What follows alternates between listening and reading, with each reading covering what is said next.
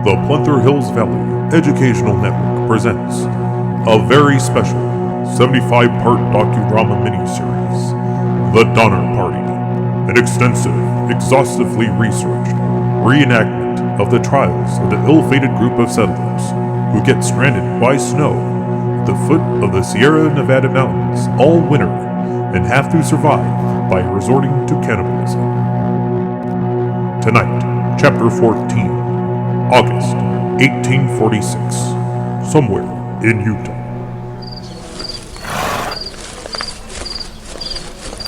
Evening, Mr. Donner. Any idea where we are? I've asked everybody in camp, and nobody has any idea. Are we out of Wyoming yet? Have we met, son? On several occasions, Mr. Donner. I'm Joe Brain, and I'm part of this caravan of wagons heading out to Forney.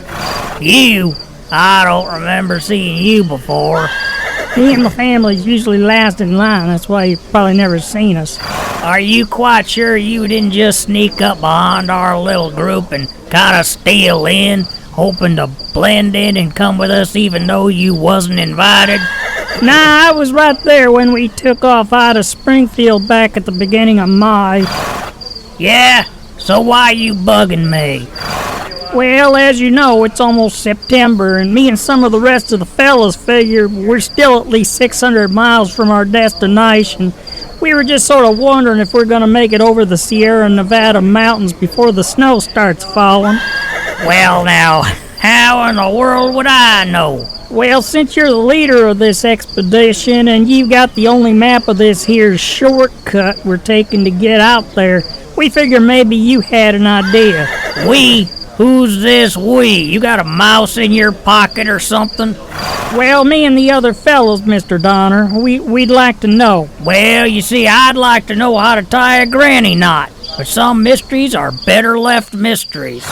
But we will make it out to the Sierra Nevada before the snow starts falling. We will?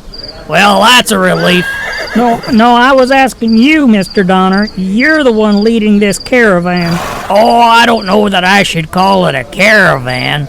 I prefer to think of it as a convoy. But we are going to reach the Sierra Nevada before snow blocks the passes. We are? I'm certainly glad to hear that.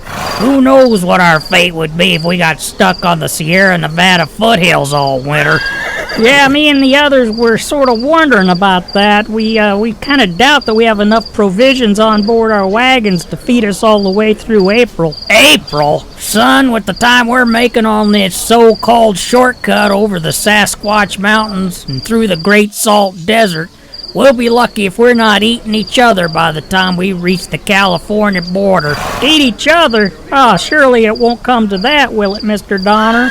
Even in a worst-case scenario, I hardly think we'd have to resort to such drastic measures. What are you planning on eating when we start starving this winter, son? Oh, sorry, I meant if we start starving this winter, not when. I guess there's still a minuscule chance we'll reach the Sierra Nevada before the snow starts falling. Well, I reckon there's a lot of things we can eat before we turn to each other.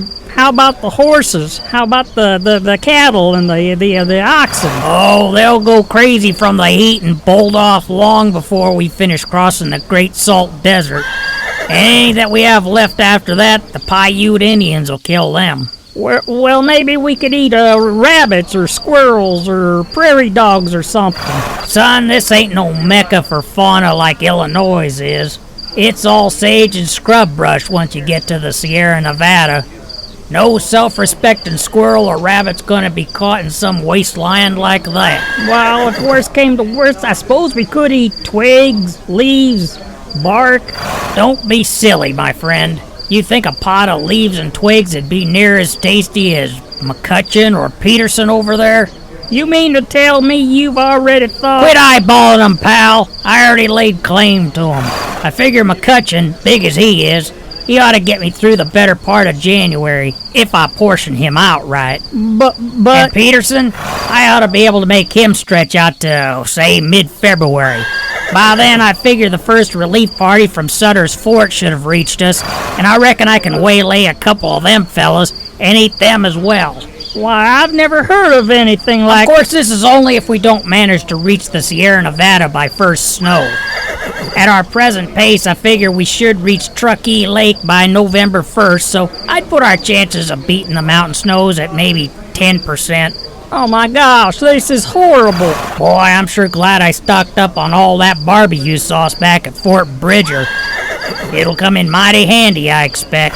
But there is still a chance we'll reach the Sierra Nevada before the first snow. There is? Well, I suppose that would be ideal. But now I'm starting to think that getting snowbound out at Truckee Lake all winter might not be all that bad after all.